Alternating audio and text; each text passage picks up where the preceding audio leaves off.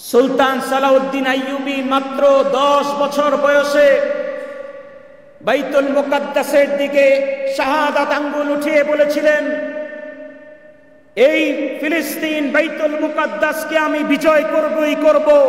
আল্লাহ পাক যেদিন আমাকে শক্তি দিবেন, ইনশাআল্লাহ এই বাইতুল মাকদিসে আমি একদিন মুসলমান মুজাহিদদেরকে নিয়ে নামাজ আদায় করব। চিল্লায় বলি আল্লাহু আকবার। আল্লাহ রাব্বুল আলামিন কয়েক বছরের মাথায় সুলতান সালাউদ্দিন আইয়ুবীকে এমন শক্তি, এমন সাহস তাকে দান করলেন। সুলতান সালাউদ্দিন আইয়ুবীর নেতৃত্বে হাজার হাজার ইহুদিদেরকে নিশ্চিহ্ন করে দিয়ে, পরাজিত করে পবিত্র জুমার দিন আল্লাহ রাব্বুল আলামিন মুসলমানদেরকে বিজয় দান করেছেন। সুবহানাল্লাহ। এবং সেদিন জুমার নামাজ পড়িয়েছিলেন সুলতান সালাউদ্দিন আইয়ুবী রাহমাতুল্লাহি আলাইহি। সুবহানাল্লাহ বিহামদি।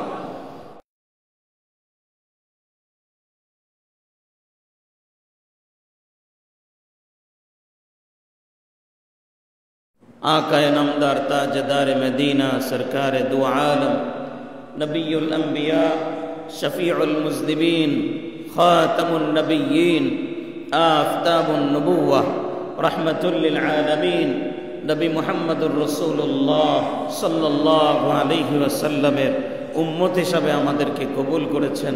সেজন্য মহান রব্বুল আলামিনের দরবারে শুকরিয়া আদায় করি। অন্তরের অন্তঃস্থল থেকে আমরা ইমানের শক্তি দিয়ে সবাই একবার বলছি আলহামদুলিল্লাহ।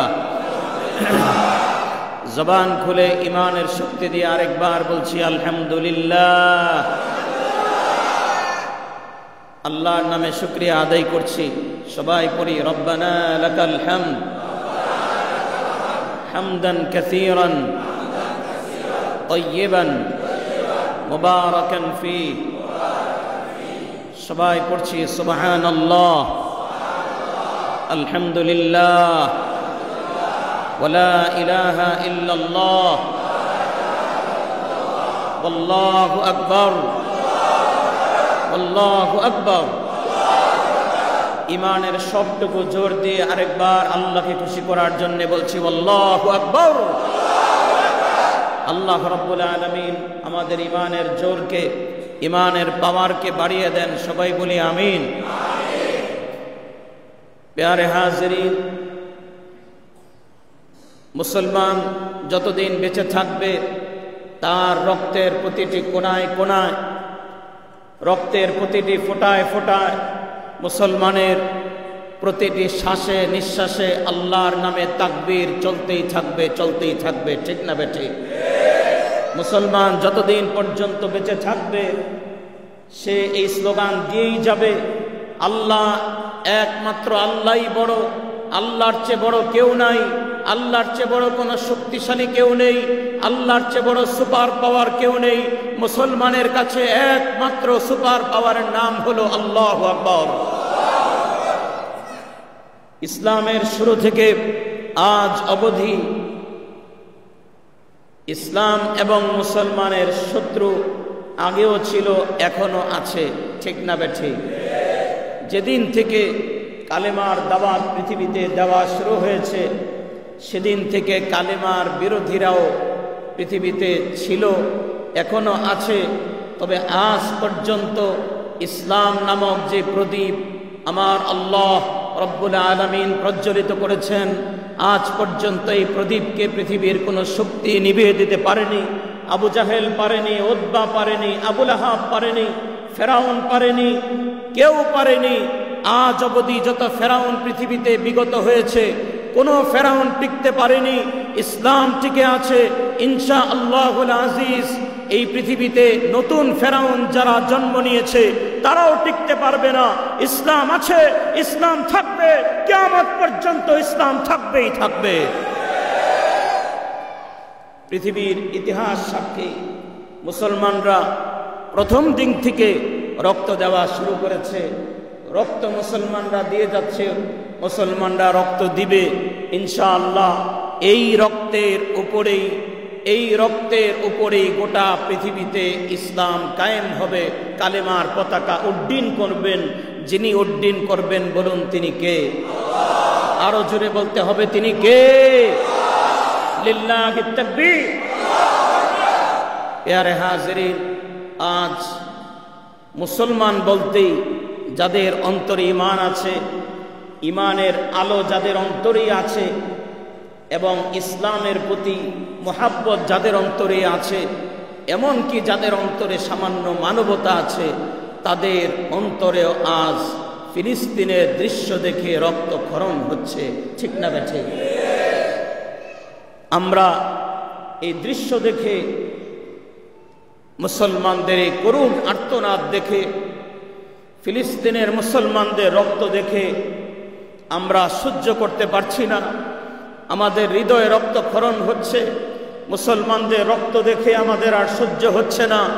তবে ইনশাআল্লাহুল আজিজ আমাদের মন বলছে, রাত যত গভীর হচ্ছে সুবহে সাদেক তত নিকটে আসছে। ঠিক না বেঠে? জুলুম যত বেড়ে যায়, মাজলুমের জয় তত নিকটে চলে আসতে থাকে। আমরা দেখছি নিকট অতীতে আমরা দেখেছি, যখনই জুলুম বেড়ে গিয়েছে আর মাজলুমদের আর্তনাদ যখন বেড়ে গিয়েছে, আল্লাহর আসমানের সব দরজা খুলে আল্লাহর রহমত মাজলুমদের পক্ষে চলে এসেছে। চিল্লায় বলি আল্লাহু আকবার। নিকট অতীতে আমরা দেখেছি আল্লাহ পাক মাজলুমদেরকে সাহায্য করেছেন, সাহায্য করবেন। চিল্লায় বলি ইনশাআল্লাহ।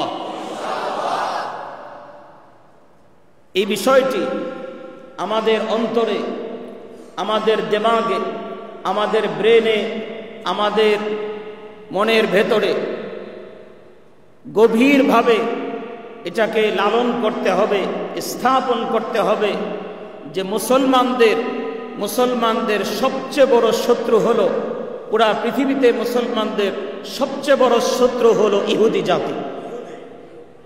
আরো জোরে বলেন, কোন জাতি? মুসলমানদের এক নাম্বার শত্রু কারা বলেন? ইহুদি জাতি। এটা আমার কথা নয়। কার কথা? আল্লাহ। আল্লাহ রাব্বুল আলামিন বহু বছর আগে, ১৫০০ বছর আগে কোরআনে কারিমে আল্লাহ রাব্বুল আলামিন জানিয়ে দিয়েছেন, লাতাজিদান্না আশাদ্দান নাসি আদাওয়াতাল লিল্লাযীনা আমানুল ইয়াহুদা ওয়াল্লাযীনা আশরাকু। আল্লাহু আকবার। আল্লাহ পাক বলছেন, লাতাজিদান্না আশাদ্দান নাসি আদাওয়া। এই পৃথিবীতে মুসলমানদের বিরুদ্ধে সবচেয়ে বেশি শত্রুতা যারা পোষণ করে, ১ নম্বরে হলো ইহুদি জাতি, ২ নম্বরে হলো মুশরিক জাতি। চিল্লায় বলি আল্লাহু আকবার। এই কোরআনের আয়াতের সরাসরি বাস্তবতা যদি আপনি দেখতে চান, তাহলে তাফসিরের অত কিতাব ঘাটতে হবে না।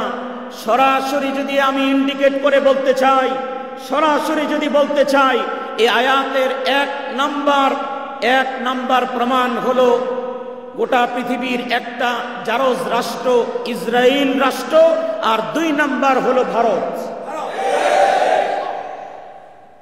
যারা সরাসরি মুসলমানদের বিরুদ্ধে শত্রুতাই শুধু করছে না, প্রতিনিয়ত মুসলমানদের রক্ত ঝরাচ্ছে।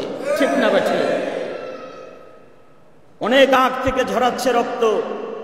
তবে এতটুকু কান খুলে মনে রাখতে হবে, ইহুদি এবং মুশরিকদেরকে যত রক্তই তোমরা ঝরাও না কেন, যত মুসলমানদেরকেই তোমরা শহীদ করো না কেন, আমার আল্লাহ যেহেতু বলেছেন মুসলমানদের বিজয় আসবে, ১৫০০ বছর আগে প্যারা নবী জনাবে মুহাম্মদুর রাসূলুল্লাহ সাল্লাল্লাহু আলাইহি ওয়াসাল্লাম যেহেতু ঘোষণা দিয়েছেন আমার উম্মত ইহুদিদের উপরে বিজয় লাভ করবে আর মুশরিকদের বিরুদ্ধে হিন্দুস্তানে বিজয় লাভ করবে, সুতরাং এই বিজয়কে রুখে দেওয়ার মতো কোনো শক্তি পৃথিবীর বুকে আজ পর্যন্ত দাঁড়ায়নি। এই বিজয়কে পৃথিবীর কোনো শক্তি রুখে দিতে পারবে না। মুসলমানদের বিজয় আসবেই আসবে, চিল্লায় বলি আল্লাহু আকবার। সেটা শুধু সময়ের অপেক্ষা, শুধু সময়ের অপেক্ষা। যদি সেই ডাক চলে আসে আর ইমাম মাহদির কাতারে যদি শামিল হতে হয়, দাজ্জালের বিরুদ্ধে হযরত ইমাম মাহদি ইমানদারদের কাতারে, জিহাদের কাতারে যদি শামিল হতে হয়, আমরা জান মালের সমস্ত মায়া ত্যাগ করে, বাড়ি ঘরের মায়া ত্যাগ করে, সন্তান সন্ততি পরিবার পরিজনের মায়া ত্যাগ করে আল্লাহর জন্য জীবন দিতে কে কে প্রস্তুত থাকবো? লিল্লাহি তাকবীর, লিল্লাহি তাকবীর। আল্লাহ সেই ঈমান আমাদেরকে দান করেন, চিৎকার করে বলি আমিন। এই হায়াত কয়টা? একটা। মৃত্যু কয়বার আসবে? একবার। মৃত্যু যেহেতু একবার আসবেই, সুতরাং সেই মৃত্যু যদি হয় শাহাদাতের মৃত্যু, এর চাইতে বড় অর্জন আমার জীবনের দ্বিতীয় আর কিছু হতে পারে না। আল্লাহর নবী বলেছেন, শেষ যুগে আমার হিন্দুস্তানের মুসলমান উম্মতেরা ঈমানের উপর অটল থেকে, অবিচল থেকে যারা মুশরিকদের বিরুদ্ধে জিহাদ করবে, গজওয়াতুল হিন্দে যারা অংশগ্রহণ করবে, নবীজি বলছেন তারা শহীদ হওয়ার সঙ্গে সঙ্গে আমি আল্লাহর পক্ষ থেকে সুসংবাদ দিচ্ছি, শহীদ হওয়ার সঙ্গে সঙ্গে তারা জান্নাতে প্রবেশ করবে। সুবহানাল্লাহ। শুধু তাই নয়, আল্লাহ রাব্বুল আলামিন প্রত্যেককে 2 জন শহীদের সমপরিমাণ সওয়াব দান করে দিবেন। সুবহানাল্লাহ। সাহাবায়ে কেরাম জানতে চাইলেন, ইয়া রাসূলুল্লাহ, ইয়া হাবিবাল্লাহ, গজওয়াতুল হিন্দে, হিন্দুস্তানে মুশরিকদের বিরুদ্ধে জিহাদ করতে গিয়ে আপনার যে সমস্ত উম্মতরা জিহাদে মুশরিকদের বিরুদ্ধে জয়ী হয়ে ফিরে আসবে, তাদের জন্য কি হবে? নবীজি বলেন, তাদের জন্য সুসংবাদ হলো, যারাই সেই যুদ্ধে অংশগ্রহণ করবে, যারা শহীদ হবে, তারা সঙ্গে সঙ্গে জান্নাতে প্রবেশ করবে। আর জিহাদে অংশগ্রহণ করে যারা জয়ী হয়ে ফিরে আসবে, তাদের নামটাও জান্নাতীদের কাতারে শামিল হয়ে যাবে। সুবহানাল্লাহ। সেই জিহাদে অংশগ্রহণ করার জন্য আমরা প্রস্তুত আছি তো ইনশাআল্লাহ? লিল্লাহি তাকবীর। আমরা আল্লাহ ছাড়া আর কাউকে ভয় করি না, ঠিক না বেঠিক? আল্লাহ ছাড়া কাউকে ভয় করব না, বলি ইনশাআল্লাহ।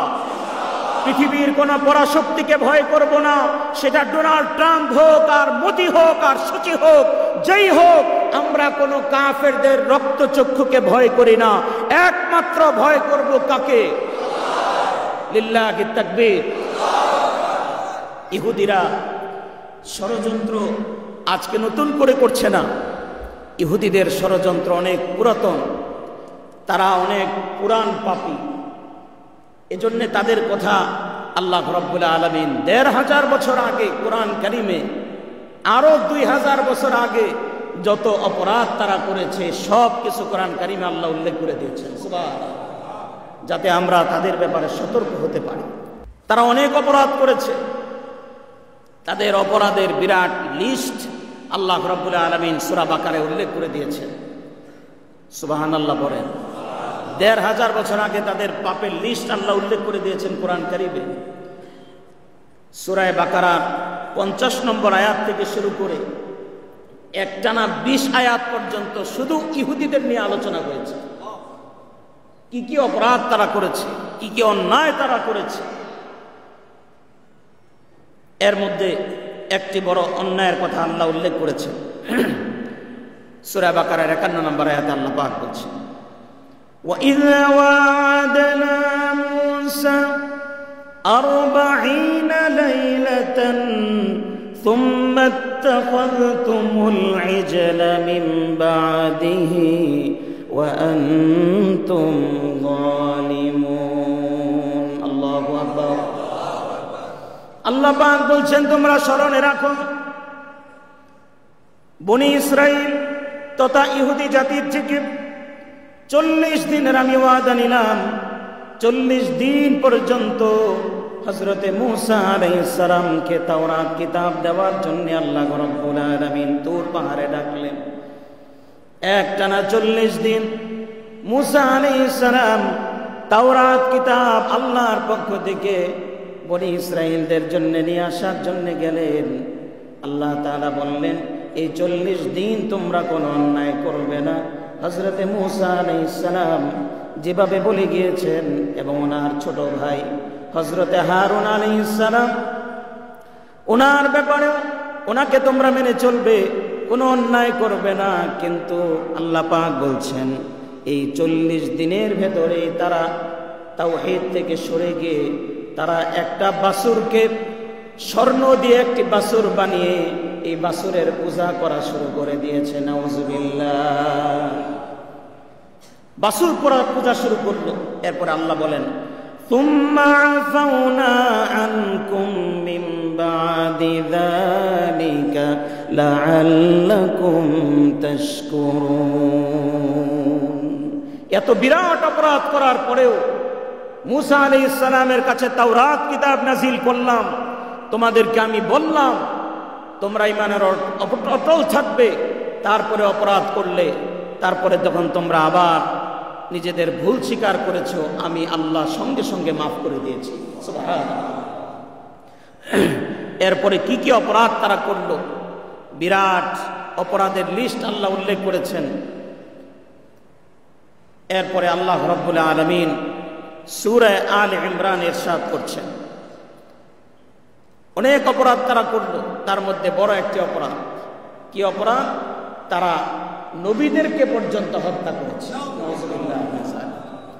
হযরতে আব্দুল্লাহ ইবনে আব্বাস রাদিয়াল্লাহু তাআলা আনহু বলেছেন যে ইহুদিরা একদিনে, তখন বনি ইসরাইলে আল্লাহ রাব্বুল আলামিন এলাকা ভিত্তিক নবী পাঠাতেন, অনেক নবী এট এ টাইম, অনেক নবী বনি ইসরাইলে ছিলেন।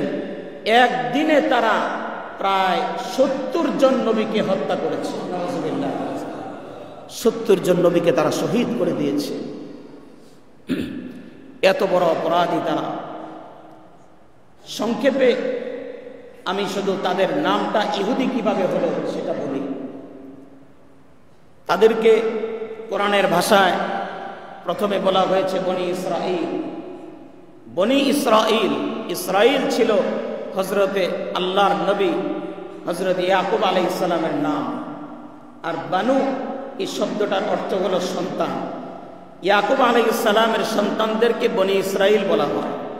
সেখান থেকে ইয়াকুব আলাইহিস সালামের একজন সন্তান ছিল, নাম হলো ইয়াহুদা।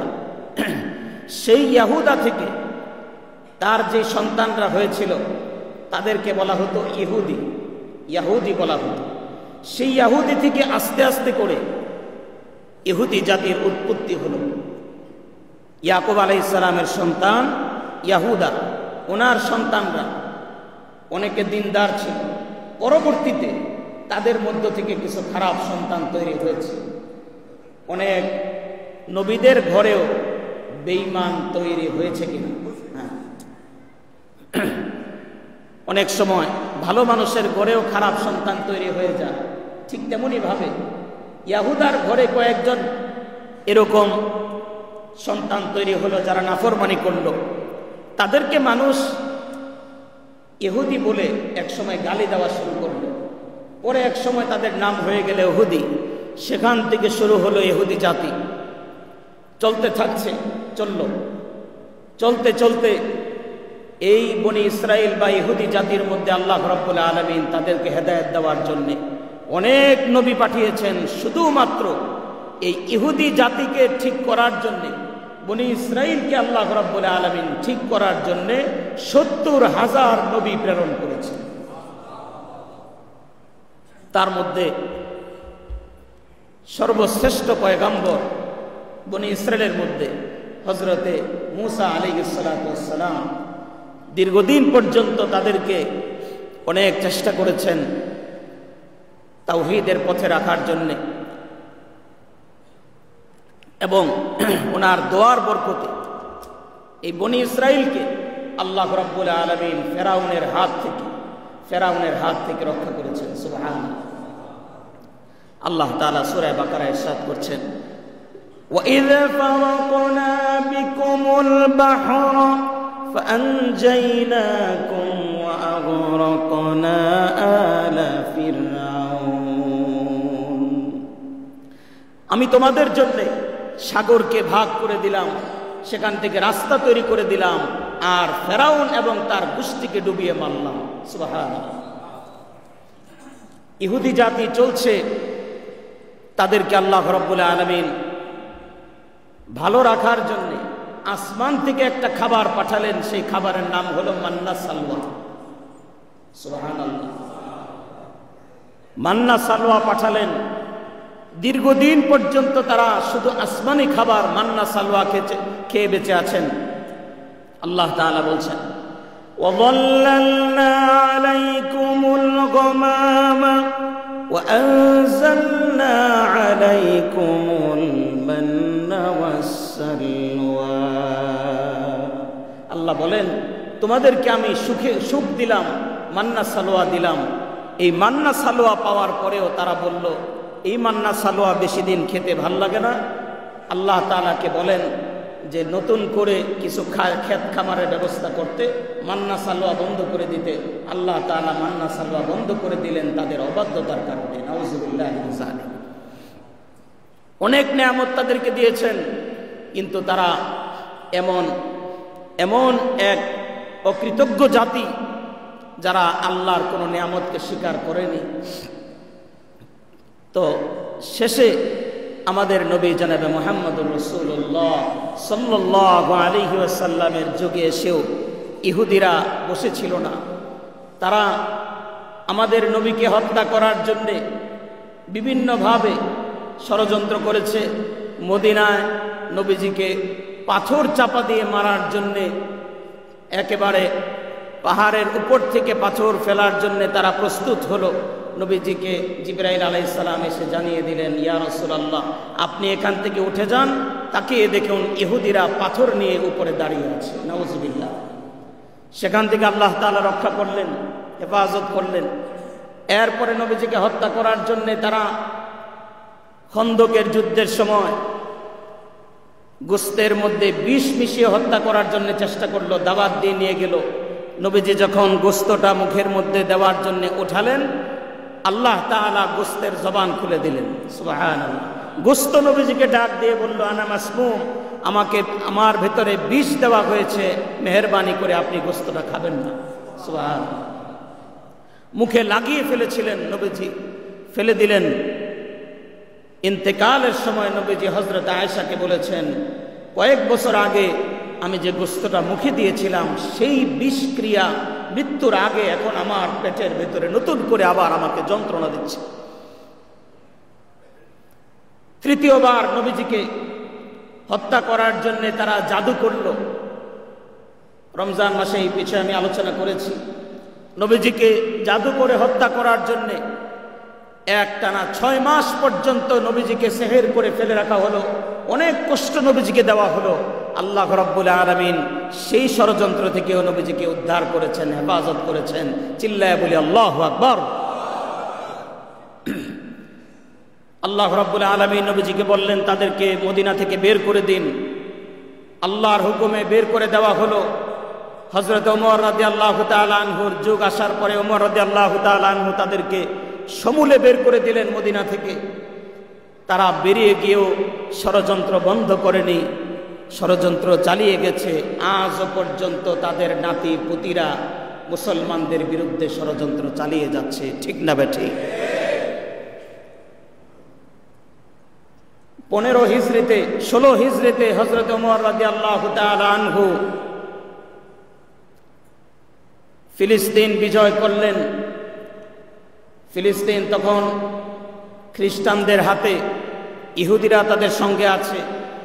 হযরত ওমর রাদিয়াল্লাহু তাআলা আনহু ফিলিস্তিন বিজয় করার জন্য যখন গেলেন, ওমর রাদিয়াল্লাহু তাআলা আনহুর জামার ভেতরে তখন তিনি খলিফাতুল মুসলিমিন ওনার জামার ভেতরে, একটা জামার ভেতরে 17টা তালি লাগানো ছিল। সুবহানাল্লাহ, ছেঁড়া জামা। তখনকার সময় ফিলিস্তিনের খ্রিস্টান যে প্রেসিডেন্ট ছিল, সে ওমর রাদিয়াল্লাহু তাআলা আনহুর কাছে বাইতুল মুকাদ্দাসের চাবি দিয়ে বলেছিলেন, বাইতুল মুকাদ্দাসের চাবিটা ওনার হাতে দিয়ে বলেছিলেন, খলিফাতুল মুসলিমিনের এই অবস্থা যদি হয়, যিনি পায়ে হেঁটে ফিলিস্তিনে প্রবেশ করেছেন আর ওনার গোলাম উটের পিঠে বসা আছেন, খলিফাতুল মুসলিমিনের গায়ে 17টা তালি লাগানো জামা যদি হয়, তাহলে মুসলমানদের এই বিজয় পৃথিবীর কোন শক্তি আটকে রাখতে পারবে না। চিল্লায় বলি আল্লাহু আকবার। ঠিকই সেই বিজয় আটকে রাখতে পারেনি।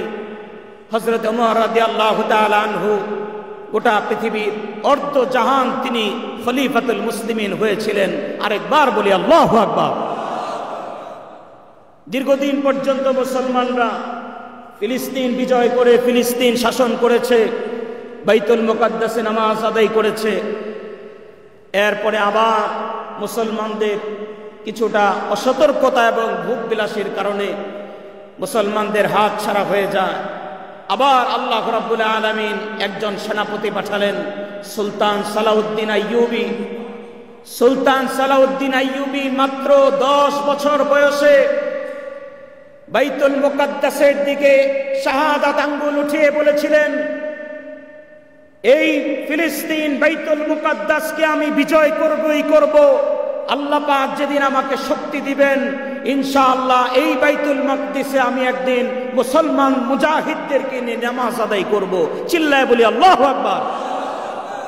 আল্লাহ রাব্বুল আলামিন কয়েক বছরের মাথায় সুলতান সালাউদ্দিন আইয়ুবীকে এমন শক্তি, এমন সাহস তাকে দান করলেন, সুলতান সালাউদ্দিন আইয়ুবীর নেতৃত্বে হাজার হাজার ইহুদিদেরকে নিশ্চিহ্ন করে দিয়ে, পরাজিত করে পবিত্র জুমার দিন আল্লাহ রাব্বুল আলামিন মুসলমানদেরকে বিজয় দান করেছেন।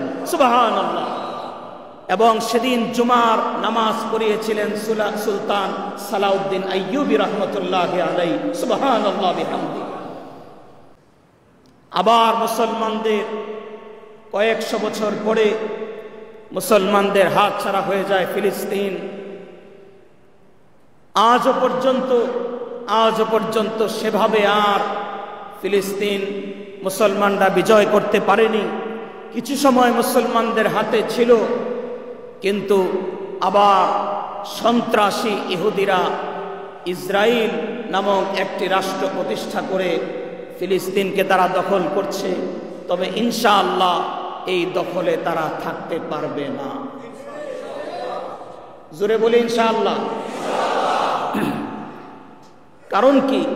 কারণ আল্লাহ তাআলা উল্লেখ করে দিয়েছেন সূরা আলে ইমরানে। আল্লাহ রাব্বুল আলামিন উল্লেখ করেছেন 4 নম্বর পারা 3 নম্বর পৃষ্ঠায় আল্লাহ তাআলা বলছেন, وَضُرِبَتْ عَلَيْهِمُ الذِّلَّةُ وَالْمَسْكَنَةُ। আল্লাহ পাক বলছেন, ضُرِبَتْ عَلَيْهِمُ الذِّلَّةُ وَالْمَسْكَنَةُ وَبَاءُوا بِغَضَبٍ مِّنَ اللَّهِ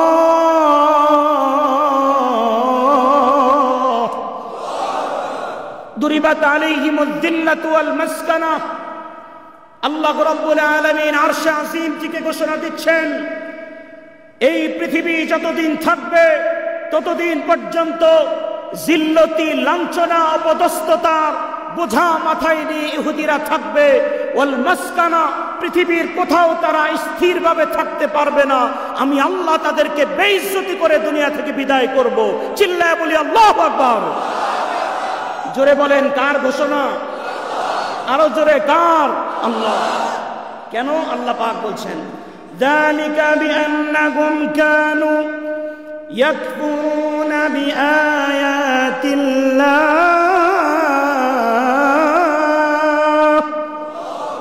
1 নাম্বার হলো তারা আমি আল্লাহর আয়াতকে অস্বীকার করেছে।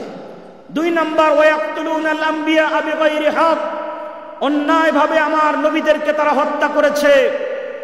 সুতরাং এই জিল্লতি, অপদস্থতা তাদের কপালের মধ্যে থাকবেই। পৃথিবীতে কোনোদিন তারা শান্তিতে থাকতে পারবে না। ঠিক না বেঠে?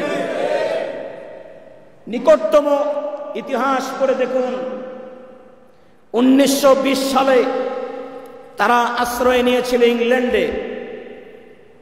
ইংল্যান্ড থেকে তাদেরকে ঝাড়ু পেটা করে তাড়িয়ে দেওয়া হলো। আল্লাহু আকবার। তারপরে তারা গিয়ে আশ্রয় নিল বেলজিয়ামে। বেলজিয়াম থেকে 1306 সালে তাদেরকে আবার ঝাড়ু পেটা করে বের করে দেওয়া হলো ইহুদিদেরকে।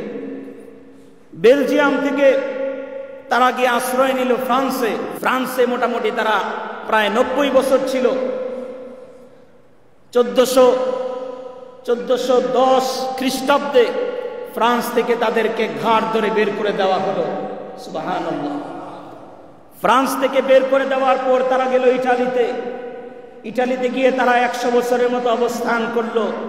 তারপরে আমরা জানি বিশ্বযুদ্ধে, দ্বিতীয় বিশ্বযুদ্ধে হিটলার যখন রাশিয়ার প্রেসিডেন্ট, জার্মানির প্রেসিডেন্ট, তখন সেই যুদ্ধে হিটলার তাদেরকে এমন কুচুকাটা করলো, হিটলার নিজেই বলেছে 60 লক্ষ ইহুদিকে আমি নিজে হত্যা করেছি। জোরে বলেন না আল্লাহু আকবার। আল্লাহর কথা সত্য না মিথ্যা? আল্লাহু আকবার। একটা খ্রিস্টানের হাতে 60 লক্ষ ইহুদিকে হত্যা করা হলো। হিটলার তার সৈনিকদের অস্ত্রে তাদের ছুরির ধার আছে কিনা, ধার এটা পরীক্ষা করার জন্যে, ধার পরীক্ষা করার জন্যে ইহুদিদের গায়ে পোঁচ দিয়ে দেখতো ছুরির মধ্যে ধার আছে কিনা। হিটলার নিজে বলেছে আমি ইহুদিদেরকে নিজের কবর নিজে খোঁড়ায়া তারপরে সেখানে তাদেরকে কবর দিয়েছি। আল্লাহু আকবার।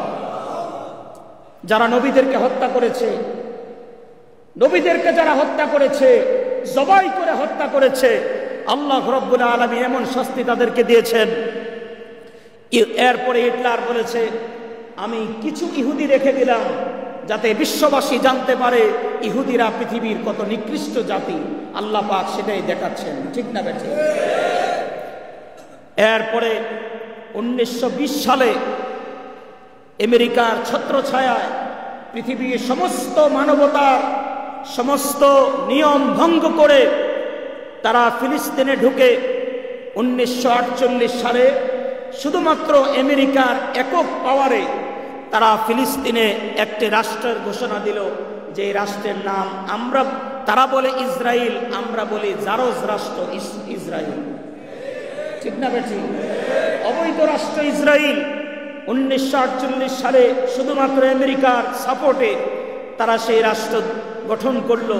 সেখানে তারা পতাকা স্থাপন করলো ইসরায়েল নামে। আসলে ইসরায়েল নামক কোন রাষ্ট্র পৃথিবীতে নেই। ইসরায়েল নামক যে রাষ্ট্র দেখা যাচ্ছে তার প্রতিটা ইঞ্চি জমিন শুধুমাত্র মুসলমানদের জন্য বরাদ্দ। ঠিক না বেঠে? এরপরে আসুন, আজ তারা হত্যাযজ্ঞ চালাচ্ছে। 70 বছর ধরে একটানা মুসলমানদেরকে হত্যা করছে। আজকে মুসলমানরা নির্যাতিত, নিপীড়িত। মুসলমানদের রক্তে ফিলিস্তিন ভেসে যাচ্ছে। গাজার একটা বাড়ি অবশিষ্ট নেই। প্রত্যেকটা বাড়ি মাটির সাথে মিশে গেছে। এক একটা ছোট ছোট বাচ্চা, 2 বছর 3 বছরের বাচ্চা, 2টা হাত নাই বোমার আঘাতে আলাদা হয়ে গেছে। পা 2টা বিচ্ছিন্ন হয়ে গেছে। তাদেরকে অপারেশন করার মতো ইনজেকশন দিবে এতটুকু পর্যন্ত কোনো ব্যবস্থা তাদের কাছে নেই। ছেঁড়া শরীরের মধ্যে অপারেশন করার জন্য সরাসরি সুই দিয়ে সারানো হচ্ছে মুসলমানদের শরীর।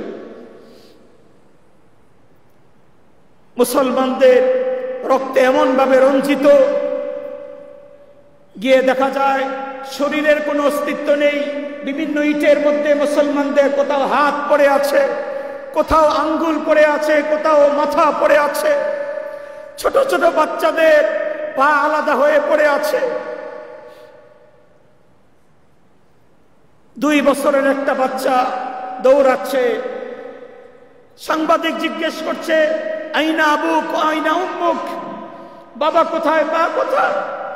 এই ছোট বাচ্চাটা বলছে আমার বাবা নাই, মা নাই, সব ইহুদিদের হাতে শহীদ হয়ে গেছে। এরপরেও মুসলমানদের হৃদয় রক্তক্ষরণ হয় না, আমরা দোয়া করার সময় পর্যন্ত পাই না। মুসলমানদের প্রত্যেকটা বাড়িঘর সব নিশ্চিহ্ন হয়ে গেছে। ওয়াল্লাহিল আযীম, আল্লাহর কসম করে বলি, জুলুম যত বেশি হোক, রাত যত অন্ধকারী হোক, মুসলমানদের শোভে সাদিক আসবেই আসবে। এই রক্তের উপর মুসলমানদের বিজয় আসবেই আসবে। এই বিজয় কেউ ঠেকায় রাখতে পারবে না, ঠিক না বেঠে? সেই জিহাদে যদি অবতরণ করতে হয়, কে কে সেই জিহাদে অংশগ্রহণ করতে প্রস্তুত রয়েছে? লিল্লাহি তাকবীর, লিল্লাহি তাকবীর। আল্লাহ আমাদেরকে সেই জিহাদে অংশগ্রহণ করার তৌফিক দান করেন, সবাই বলি আমিন। আল্লাহর হাবিব বলেছেন, আমার মুসলমানদের চোখের পানি শুকিয়ে রক্ত যখন শুকাতে থাকবে, তখন অবশ্যই অবশ্যই আল্লাহর সাহায্য আসবে। হিন্দুস্তানেও মুসলমানদের বিজয় হবে ইনশাআল্লাহ, ইসরায়েলেও মুসলমানদের বিজয় হবে। চিল্লায় বলি আল্লাহু আকবার। ইমাম মাহদী আসবেন, কাবার চত্বরে দাঁড়িয়ে মুসলমানদের হাত থেকে তিনি বায়াত গ্রহণ করবেন। মুসলমানরা পীর যখন দেয়ালে ঠেকে গেছে, ইমাম মাহদীকে পাওয়ার পরে পাগল হয়ে যাবে। ইমাম মাহদীর হাতে বায়াত গ্রহণ করার পর হযরতে মাহদী আলাইহিস সালাম দাজ্জালের বিরুদ্ধে, ইহুদিদের বিরুদ্ধে জিহাদ করার জন্য তিনি যখন জিহাদের ঘোষণা দিবেন, গোটা পৃথিবীর মুসলমান ইমাম মাহদীর পতাকা তলে হাজির হয়ে যাবে। চিল্লায় বলি আল্লাহু আকবার।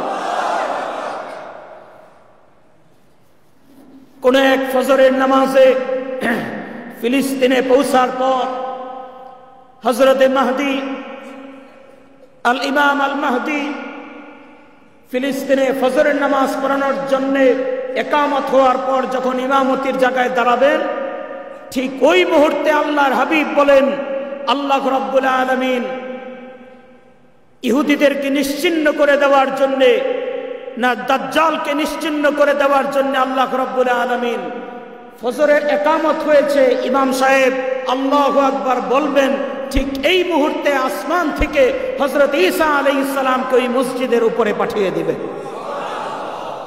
ঈসা আলাইহিস সালাম আগমন করবেন। হযরতে মাহদী হযরত ঈসাকে দেখার পর তিনি ডেকে বলবেন, আমরা তো আপনার অপেক্ষায় আছি, আপনি নামাজ পড়ান। হযরত ঈসা বলবেন, না, যেহেতু একামত হয়ে গেছে আপনি নামাজ পড়ান। হযরত ঈসা আলাইহিস সালাম পেছনে দাঁড়াবেন, সমস্ত মুসলমানরা পাগল হয়ে যাবে। কখন হযরত ঈসা আলাইহিস সালামের নেতৃত্বে জিহাদ করবেন।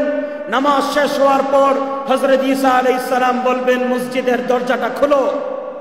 দরজার উপরে দাজ্জাল দাঁড়িয়ে আছে, তার সঙ্গে 70,000 ইহুদি দাঁড়িয়ে আছে।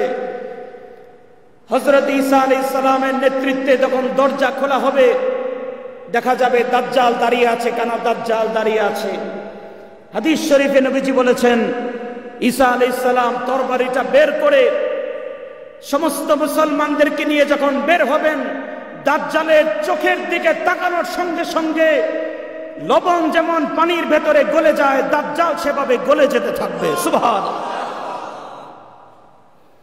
দাজ্জাল গলতে থাকবে, পালাতে থাকবে। ঈসা আলাইহিস সালাম বলবেন, না, আল-ইয়াউম লা তাস্তাতিউ আন তাফিররা মিন্নী ওয়া আলাইকা আদ-দারব।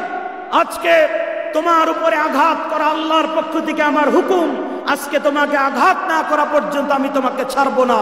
ঈসা আলাইহিস সালাম এক আঘাতে দাজ্জালকে 2 টুকরা করে দিবে। আল্লাহু আকবার। আর ইহুদির বাচ্চারা, সন্ত্রাসী ইহুদিরা তখন পালানোর জন্য দিক বিদিক ছুটতে থাকবে। নবীজি বলেন, লা তাকুমুস সাআতু হাত্তা ইউকাতিলাল মুসলিমুনা আল-ইহুদ। মুসলমানরা ইহুদিদেরকে শায়েস্তা করার জন্য, তাদেরকে দুনিয়া থেকে বিদায় করার জন্য যখন তরবারি নিয়ে ছুটতে থাকবে, হাত্তা ইয়াহতাবিআ মিন ওয়ারা আশ-শাজারি ওয়াল হাজার, তারা বড় বড় পাথরের পেছনে পালাতে থাকবে, বড় বড় গাছের পেছনে পালাতে থাকবে। আর ওয়ায়াকুলু আশ-শাজারু আউল হাজারু ইয়া মুসলিমু ইয়া আব্দুল্লাহ ইন্না ওয়ারাই ইয়াহুদিয়ান, পাথর ডেকে ডেকে বলতে থাকবে, গাছ ডেকে ডেকে বলতে থাকবে, আমার পেছনে ইহুদি পালিয়ে আছে, তাকে ধরো, তাকে হত্যা করে দুনিয়া থেকে বিদায় করে দাও। আল্লাহু আকবার, আল্লাহু আকবার। সেদিন মুসলমানের তরবারির আঘাত থেকে, মুসলমানের আঘাত থেকে কোনো ইহুদি বাঁচতে পারবে না, পারবে না। আরেকবার বলি আল্লাহু আকবার। মুসলমানদের বিজয় আসবেই আসবে, ফিলিস্তিনের বিজয় আসবেই আসবে, ফিলিস্তিনে মুসলমানদের পতাকা উড়বেই উড়বে, বাইতুল মুকাদ্দাসে কালেমার পতাকা ইনশাআল্লাহ উড়বেই উড়বে। আল্লাহ যেন আমাদেরকে সেই মিছিলে শামিল হওয়ার তৌফিক দান করেন। হাত তুলে বলি আমিন, আরো জোরে বলি আমিন। লিল্লাহি তাকবীর, লিল্লাহি তাকবীর। আল কোরআনের আলো, আল হাদিসের আলো। আল্লাহ যেন আমাদেরকে এই ঈমান দান করেন যে আমরা জিহাদে অংশগ্রহণ করব বলে ইনশাআল্লাহ।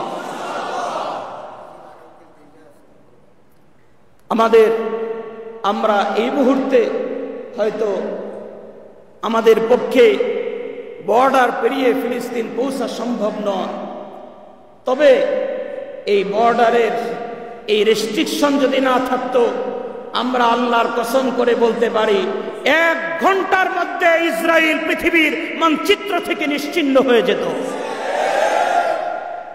আরব রাষ্ট্রগুলো চুপ করে বসে আছে, আরবের বড় বড় প্রেসিডেন্টগুলো তারা আমোদ ফুর্তির মধ্যে পড়ে আছে। তবে আলহামদুলিল্লাহ বাংলাদেশের মুসলমান বসে নাই, ঠিক না বেঠি? কোনোদিন যদি সুযোগ আছে আর বর্ডারের রেস্ট্রিকশন যদি উঠে দেওয়া হয়, ইনশাআল্লাহ আমরা ফিলিস্তিন গিয়ে জিহাদ করব। আল্লাহ আমাদেরকে কবুল করেন, সবাই বলে আমিন। আল্লাহ বলেছেন তারা সারা জীবন জিল্লতির মধ্যে থাকবে, এবং এখনো আমরা বলতে পারি আরব কান্ট্রিগুলো, সৌদি এবং তাদের সহযোগী রাষ্ট্রগুলো যদি ইসরায়েলকে তেল দেওয়া বন্ধ করে দেয়, আমেরিকাকে তেল দেওয়া বন্ধ করে দেয়, তেলের ব্যবসা যদি বন্ধ করে দেয়, সর্বোচ্চ 1 মাসের মধ্যে ইহুদিরা মুসলমানদের দুয়ারে এসে ভিক্ষা করতে বাধ্য হবে, ভিক্ষুক হয়ে যাবে 1 মাসের মধ্যে। এবং সেই দিন বেশি দূরে নয়, ইনশাআল্লাহ মুসলমানদের বিজয় আসবে এবং তারা ভিক্ষুক হয়ে যাবে বলে ইনশাআল্লাহ। আমাদের যতটুকু সম্ভব কর্তব্য আমাদেরকে পালন করতে হবে। তার মধ্যে যখনই কোনো প্রতিবাদী মিছিলের ডাক আসে, আমরা ইমানের দাবিতে আল্লাহু আকবার বলে নেমে যাব ইনশাআল্লাহ। আমরা অন্তত এই বাচ্চাদেরকে কুলে নিতে পারছি না, আমরা হয়তো শহীদদের জানাজা পড়তে পারছি না, অন্তত তাদের দুঃখে যেন আমরা দুঃখিত হতে পারি। তাদের সঙ্গে আমরা হয়তো রক্ত ঝরাতে পারছি না, চোখে অশ্রু যেন আমরা ঝরাতে পারি। এতটুকু যদি না পারি তাহলে আল্লাহর কাছে কি জবাব দিব? আগামীকাল আপনারা অনেকেই শুনেছেন, মার্চ ফর গাজা সোহরাওয়ার্দী উদ্যানে বাংলাদেশের সকল ঘরানা, সকল আলেম ওলামা, সব ভেদাভেদ ভুলে গিয়ে আমরা ফিলিস্তিনের মুসলমানদের জন্য আমরা সবাই আগামীকাল 3টায় জড়ো হয়ে যাব বলে ইনশাআল্লাহ। আল্লাহ পাক আমাদেরকে কবুল করেন, সবাই বলে আমিন। আগামীকাল ইনশাআল্লাহ আমরা এই মসজিদের যারা আছি, আমরা মাদ্রাসার মাঠ থেকে, এখান থেকে জোহরের নামাজের পরেই একটু দ্রুত চেষ্টা করবেন নামাজের আগেই খাওয়া দাওয়া শেষ করার জন্যে, আমরা যেন 2:30টার মধ্যেই বের হয়ে যেতে পারি এখান থেকে। সবাই যাওয়ার নিয়ত আছে তো ইনশাআল্লাহ? অনেকেই দূর দূরান্ত থেকে এখানে জুমা পড়ার জন্য আসেন, ওনারাও শরীক হবেন। যদি এখানে আসতে না পারেন সরাসরি সেখানে চলে যাবেন। তারপরেও এতটুকু যদি দায়িত্ব পালন না করি তাহলে আল্লাহর কাছে কি জবাব দিব? ঠিক না বেঠি? এটা আমাদের ইমানি দায়িত্ব। আল্লাহ তাআলা আমাদেরকে কবুল করেন, সবাই বলি আমিন। আর সময় একটু বেশি নিয়ে নিলাম। আরেকটি বিষয় বলি, আমরা তাদের সঙ্গে অর্থনৈতিক যে ফাইটটা করব, অনেক পণ্য তাদের আছে এবং তাদের সম্পর্কে যারা পড়াশোনা করেন জানেন বর্তমানে পৃথিবীর 11টি কোম্পানি তারা পুরা পৃথিবীকে তারা ক্যাপচার করে ফেলেছে, পুরা পৃথিবী তারা চালাচ্ছে। ব্যবসা এমনভাবে তারা নিয়েছে, কিছু একটা কিনলেই এই টাকা তাদের পকেটে চলে যায়। আমরা সব পণ্য তো আর বয়কট করতে পারবো না, অন্তত কোকা কোলাটা আমরা বয়কট করব ইনশাআল্লাহ। কে কে পারবেন? যারা বিক্রি করি আমরা কোক বিক্রি করব না, সেটা আল্লাহর জন্যে। বলেন কার জন্যে? কোক খাবো না কার জন্যে? আল্লাহর জন্যে। কোক না খেলে কি কোনো ক্ষতি হবে আমাদের? বরং খেলে ক্ষতি হয় বেশি, খেলে কিডনি নষ্ট হয়, অনেক কিছু নষ্ট হয়। তো আমরা অন্তত আল্লাহর কাছে যেন বলতে পারি, আল্লাহ হয়তো ডোনেশন করতে পারি নাই, অন্তত তাদেরকে সহযোগিতা করি নাই, এতটুকু আমরা করার চেষ্টা করেছি। আরেকবার বলি ইনশাআল্লাহ। আর অথেন্টিক কোনো সোর্স যদি আমরা পাই, আমার সঙ্গে যোগাযোগ করেছিলেন 1 বছর আগে একটি ভালো একটি সোসাইটি, ওনারা গিয়েছিলেন, কিন্তু যাওয়ার পরে আমি জানতে পেরেছি। তো ইনশাআল্লাহ এবার যদি আবার ওনারা যাওয়ার ব্যবস্থা করতে পারেন, তাহলে আমরা এই সঠিক সোর্স যদি আমরা পাই, সবাই মিলে আমাদের যতটুকু সামর্থ্য আছে পকেট থেকে সবটুকু দিয়ে দিব ইনশাআল্লাহ ফিলিস্তিনিদের জন্য। আল্লাহ আমাদেরকে কবুল করেন, আমিন। ওয়া আখির দাওয়ানা আলহামদুলিল্লাহি রাব্বিল আলামিন।